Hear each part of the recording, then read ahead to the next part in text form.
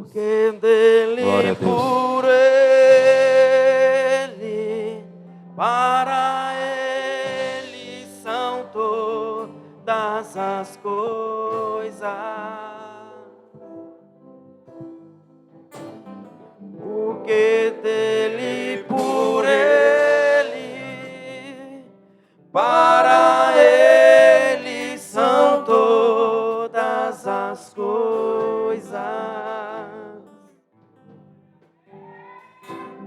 Porque dele, por ele, para ele são todas as coisas. A ele a glória, a ele a glória,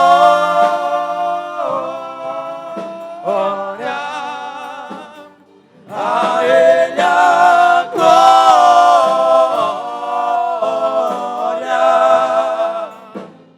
a ele a glória,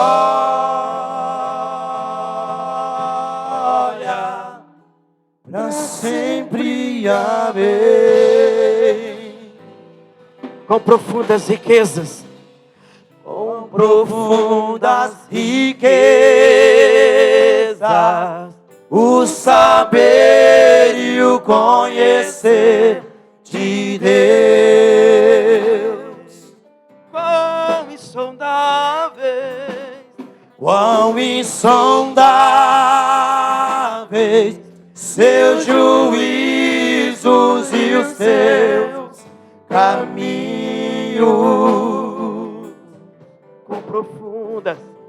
Quão profundas riquezas,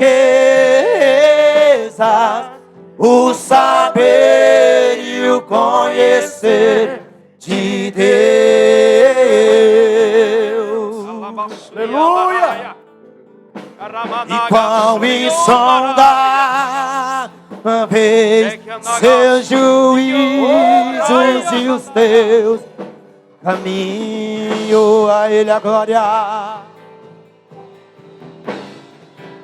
ele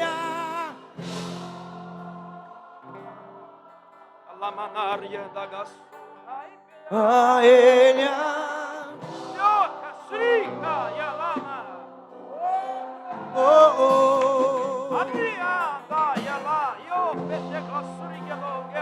Levante a mão, levante a mão, levante a mão. Ele já está presente aqui neste lugar.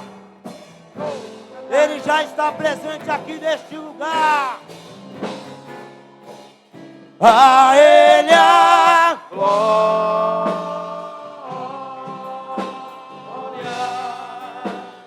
a ele a glória,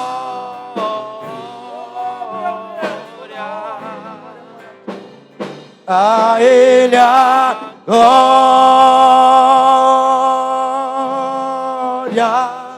e é para sempre. Amém. Com profundas riquezas, o saber e o conhecer de Deus, e quão insondáveis seus juízos e os seus caminhos. Com profundas riquezas, com profundas riquezas, o saber e o conhecer de Deus.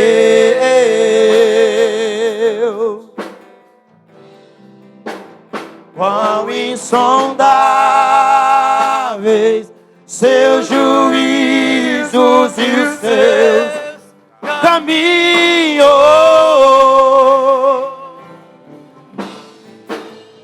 A ele a glória,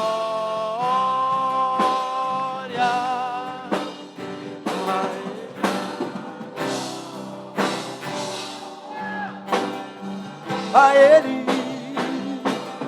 somente a ele, somente a ele, somente a Ele. Para terminar, Ele a glória. A Ele a Foi para isso que viemos aqui, ó Deus. Para render ao Senhor a nossa verdadeira adoração. Um culto racional. E quando nós prestamos ao Senhor um culto racional, o céu se rasga e o Senhor se faz presente no ambiente. Toda honra, toda glória e louvor é para ti nesta noite. Aplauda Jesus! Aleluia! Glória a Deus. Êxodo 14, 14. Eu pedi eles para cantar esse louvor porque o Giliard gosta muito. E ele não é só um irmão em Cristo. Para mim é um pai, um acolhedor, porque primeiro Deus, claro, mas segundo a Ele, por mim está hoje aqui na presença de Deus. Que através dele, a esposa dele, foram 2 anos me evangelizando. E para a honra e glória do Senhor Jesus, estou aqui hoje. Claro que a honra também é dele, porque pela paciência, pelo amor à palavra de Deus. Então eu sou muito grato a Ele. Alegrar com aqueles que se alegram, mas entristecer também, no momento de tristeza dele. Então eu sou muito grato pela vida dele. E esse foi um louvor para ele, que eu sei que ele vai assistir a live depois. Então esse louvor é para ele. Êxodo 14, 14 diz assim: o próprio Senhor lutará por vós.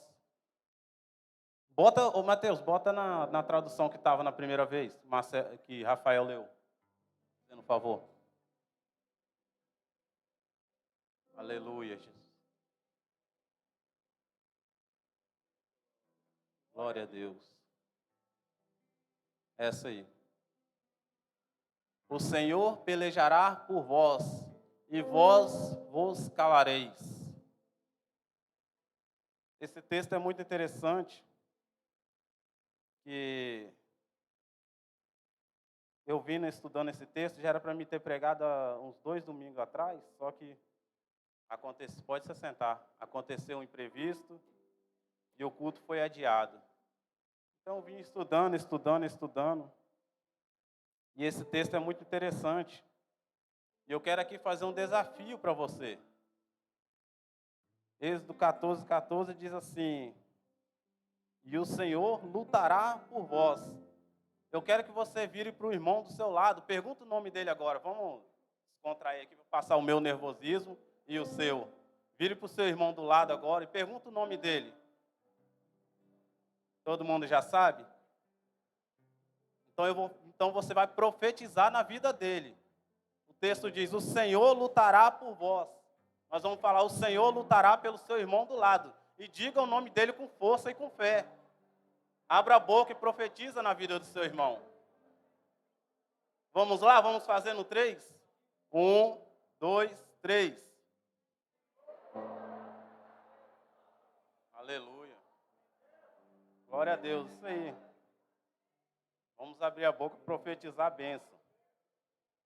O texto em que lemos agora merece a minha e a sua atenção, porque é um momento histórico, por mais pequeno e simples que seja o texto de Êxodo 14, vai trazer à memória um dos maiores acontecimentos do povo de Israel. É logo quando eles são libertados do Egito por Moisés, todo mundo já sabe esse texto, conhece. Então eles vão ao deserto. E nessa caminhada, Deus ele endurece o coração de Faraó, e Faraó nesse deserto começa a perseguir o povo de Israel. A Bíblia vai dizer que Deus arranca os filhos de Israel do Egito com mãos fortes e braços firmes e o conduz ao deserto. Mas essa caminhada não era para ser o deserto, era para ser rumo à terra prometida, a terra da promessa. Mesmo aquele povo estando no deserto, e deserto a gente sabe que é uma terra improdutiva, é uma terra que não dá para fazer nada, Mesmo assim, eles continuaram caminhando. Observe que o lugar é improdutivo. Mas eu quero te dizer uma coisa. Eu quero te dizer que você pode estar no deserto. Você pode estar vivenciando o deserto.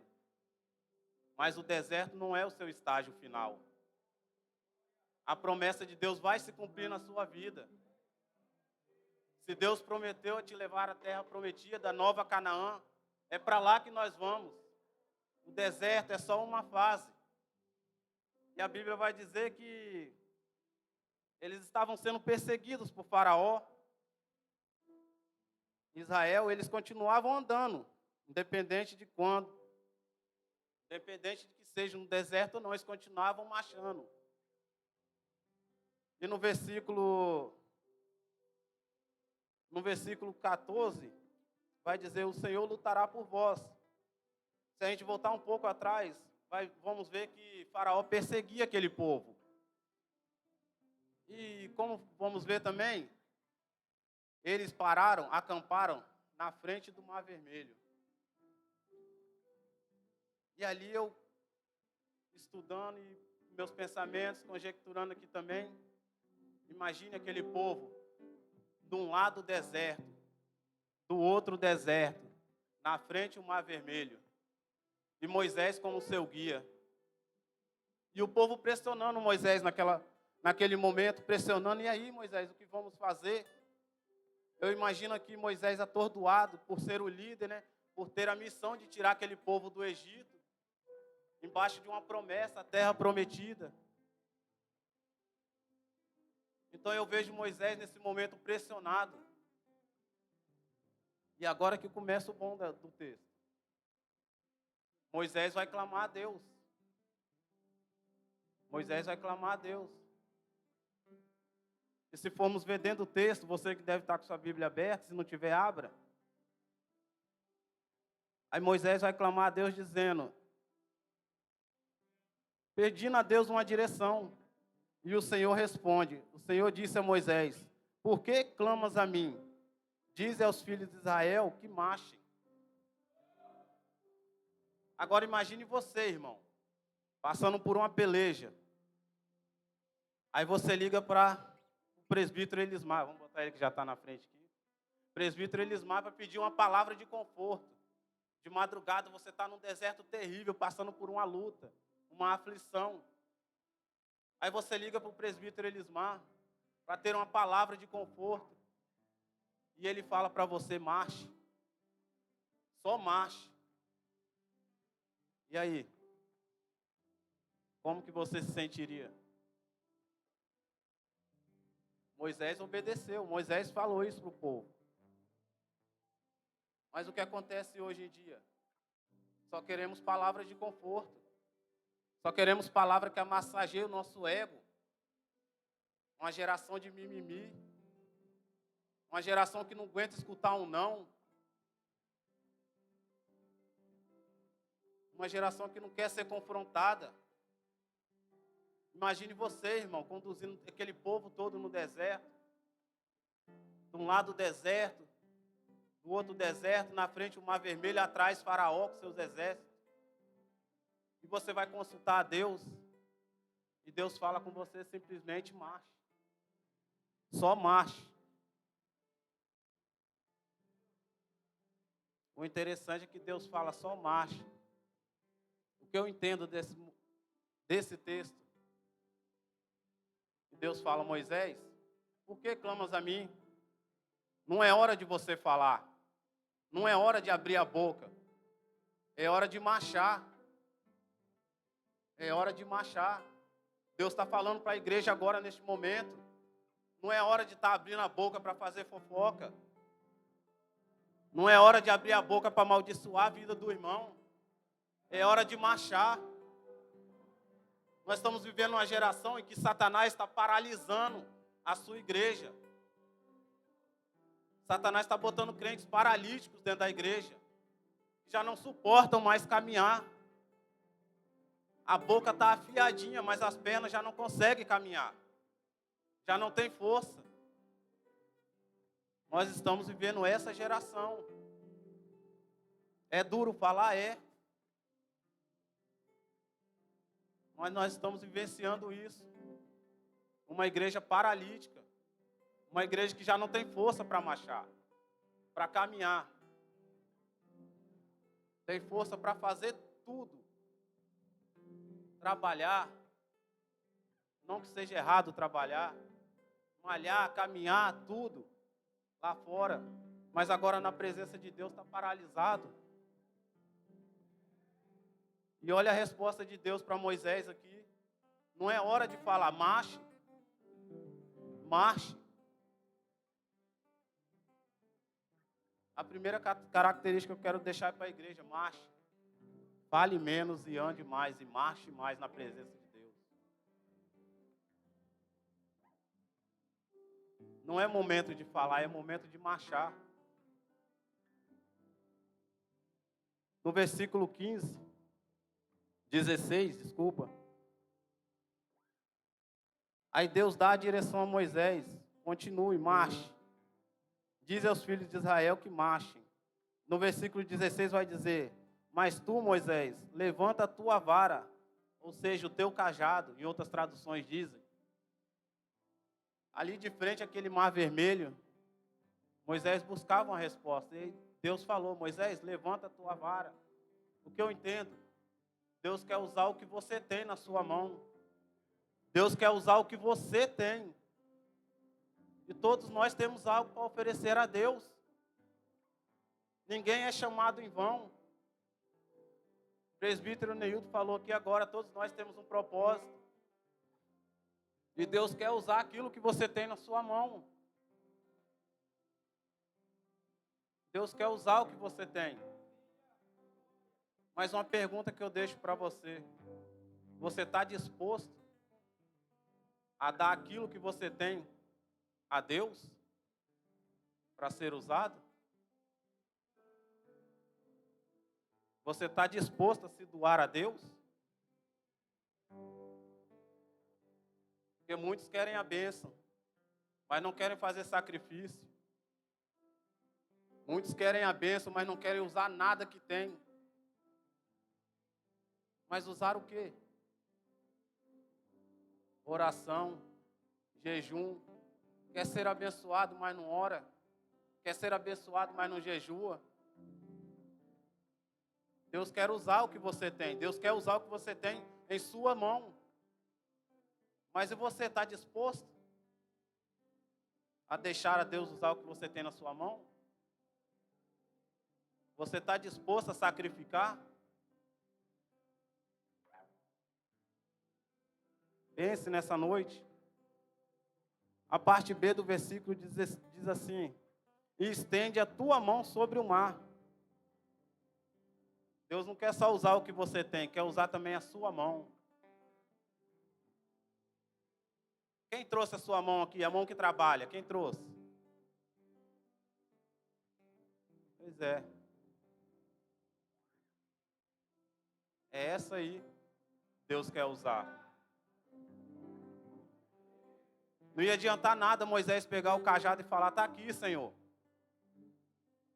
O cajado está aí. Faça um milagre. Né? Tem gente que quer a bênção, mas está lá, ó, em casa, ó, cortando na Netflix, usando a mão no Facebook, usando a mão no WhatsApp,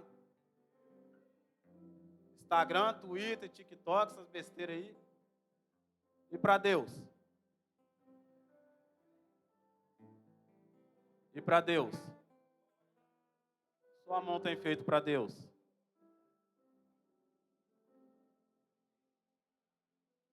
Deus está falando aqui. Não sou eu que estou falando, não. Você tem a Bíblia, abre aí que você vai ver. Não ia adiantar de nada só o cajado. Ia adiantar Moisés pegar o cajado e jogar lá?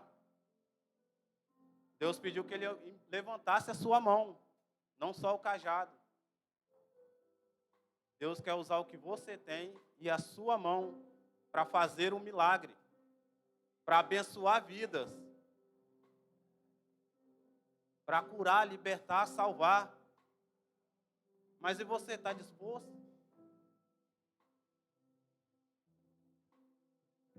É chegada a hora. Deus está falando, se cale e marche. Eu vou usar o que você tem e a sua mão.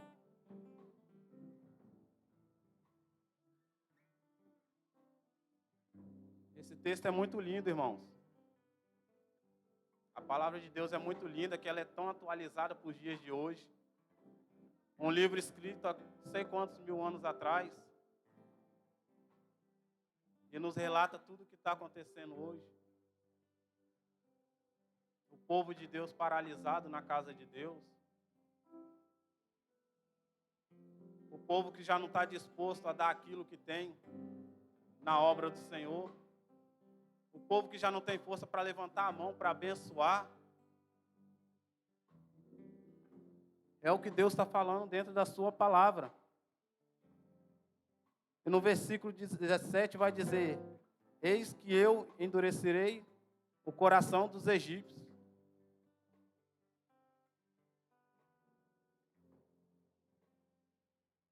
Aqui que está o mistério, irmãos. Nem toda prova é o diabo. Nem tudo aquilo que você está passando é macumba, não. Nem tudo aquilo que você está passando é olho gordo, não. Não é o diabo. Você não é o queridinho do diabo. Você não é. Nem tudo que você passa é o diabo que está te perseguindo, não. Eu não estou aqui defendendo Satanás, não. Eu só estou dizendo que às vezes Deus permite. A palavra é clara aqui. Deus vai dizer, endurecerei o coração de Faraó. E eles os seguirão, e eu obterei honra sobre Faraó. Às vezes passamos por uma prova, ficamos abatidos, nem oramos pedir direção a Deus. Já queremos nos botar para baixo. Achamos que o irmão está com o olho gordo, que o irmão está isso e aquilo. Mas não, irmãos. Deus também bota você na prova.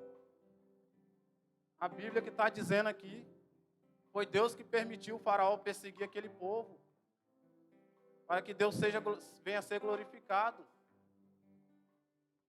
Você já parou para pensar que essa prova que você está passando pode ser permissão de Deus?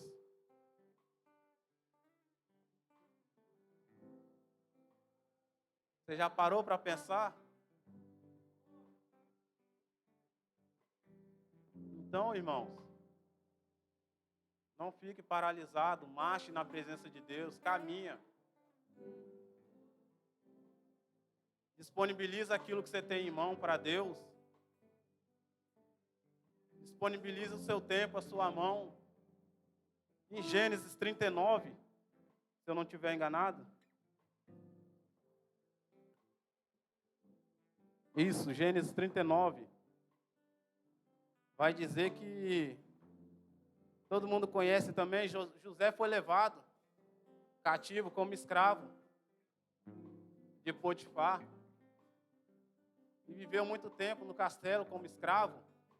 E a Bíblia vai dizer que tudo que ele botava a mão prosperava. Tudo que ele botava a mão prosperava. Agora imagine nós. Só tinha José de escravo naquele lugar?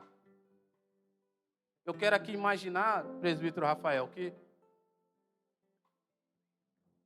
todos os empregados daquele lugar iam lá limpar a cadeira do rei, limpar os móveis. Aí José vinha depois com o mesmo pano, o mesmo produto. Aí eu imagino o rei passando e olhando. Isso aqui está diferente. Isso aqui está diferente. Me pergunta, quem foi que limpou aqui? Foi ele lá, o hebreu. Ele manda chamar José. Eu estou aqui imaginando, irmãos. Ele chama José e pergunta, Com o que você limpou aqui? O mesmo pano. Que produto? O mesmo. Que hora? A mesma hora.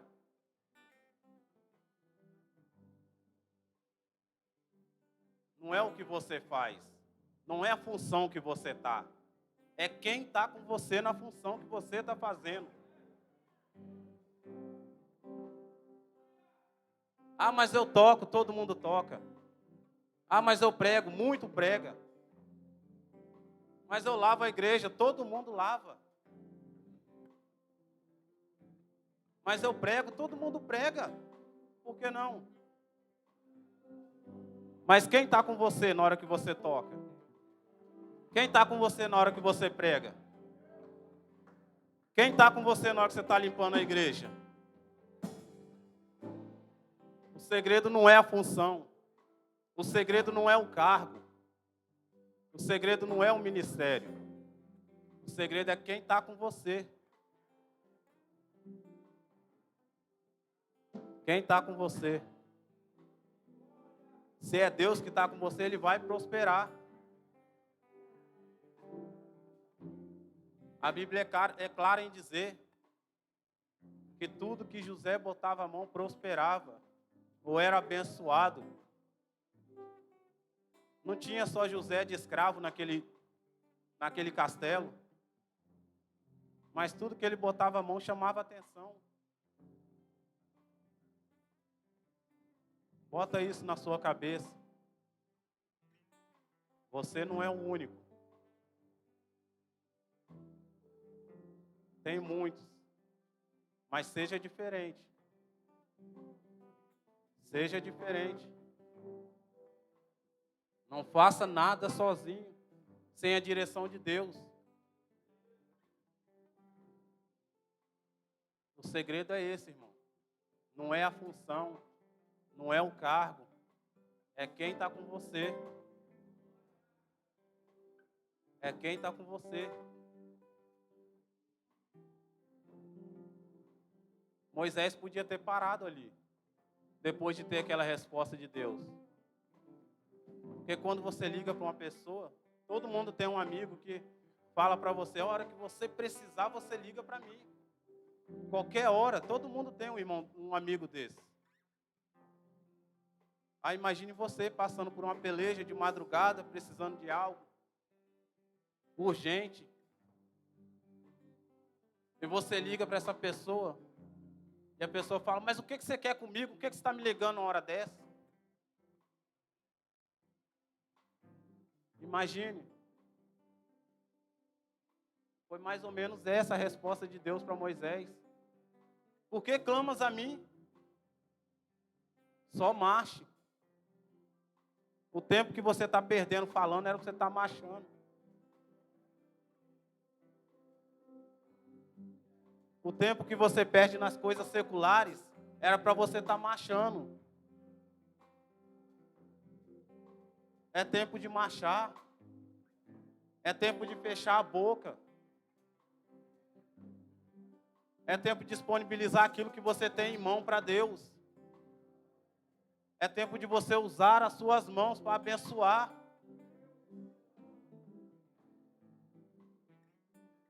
É tempo de tudo que você for fazer, ter Deus na frente. Para que seja abençoado e venha prosperar. Entenda isso.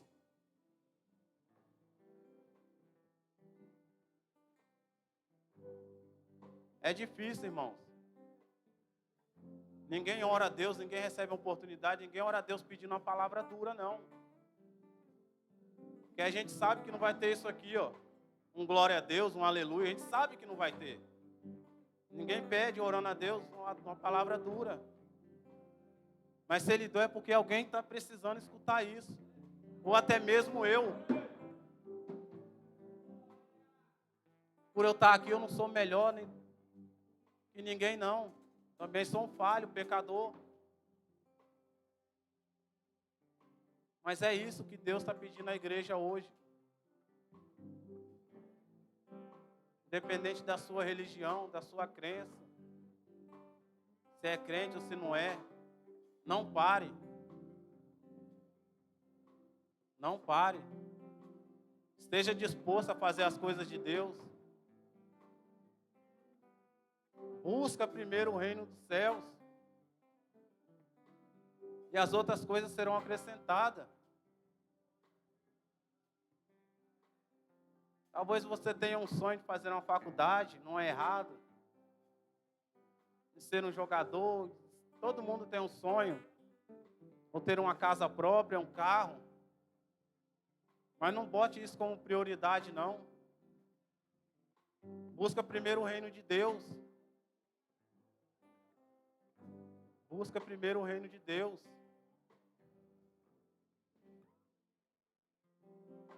Eu quero ser profeta aqui nessa noite. Profetizar que o Satanás não vai ter poder de paralisar a sua igreja. Em nome de Jesus. Que aquele que estava parado hoje, a partir de hoje já não está parado mais. Deus vai renovar as suas forças.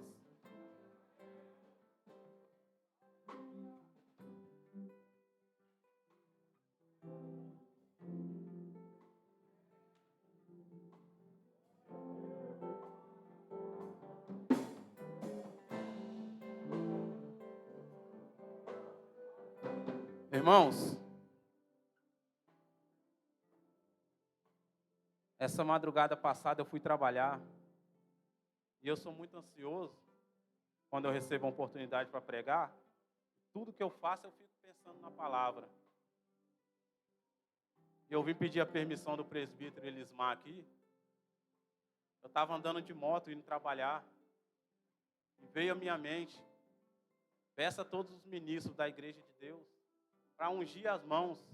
E aquele que se sentir paralisado na obra de Deus, aquele que se sentir que não tem força mais para caminhar, vem aqui na frente. Eles vão ungir a sua cabeça, eles vão profetizar na cabeça de vocês. E toda paralisia espiritual, em nome de Jesus, vai sair hoje. Porque eu creio no Deus que eu sirvo. Eu creio no Deus que eu sirvo. Isso é fase, eu também já tive uma fase dessa, de estar parado, desanimado. Mas Deus me deu força. Alguns aqui conhecem que eu passei por esses dias, era para mim estar parado, estacionado. Mas eu tenho um Deus. E é Ele que me fortalece. Então você que tem fé, é fé, irmão, não vem pelo emocionalismo, não. Vem pela fé. Você que está parado, acha que está estacionado na obra de Deus. Vem aqui hoje os presbíteros, os ministros aqui, vão ungir as mãos aqui, vão profetizar na cabeça de vocês. Venha, só aquele que tem coragem mesmo. Aquele que está disposto a caminhar verdadeiramente na obra de Deus. E eu creio que essa paralisia espiritual vai cair por terra hoje. Em nome de Jesus.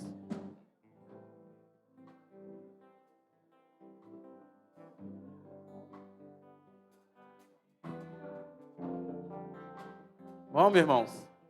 Só você que tem fé. Você que acha que podia fazer mais na casa do Senhor e não tem força. Você que acha que tem capacidade de fazer além do que você faz. Vem, mas vem com fé. Deus vai restaurar a sua força hoje.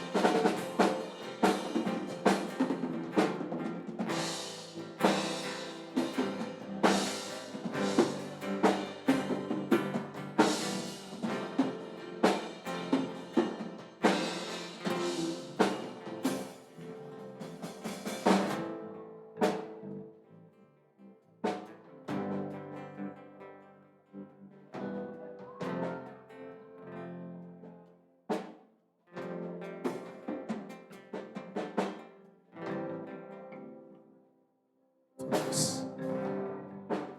Vocês que vieram aqui na frente, eu quero fazer uma oração por vocês. A igreja que puder, por gentileza, se coloca de pé. Estende as mãos para cá. Isso é um ato de coragem, irmãos. Isso é uma atitude de coragem. Quem tem coragem de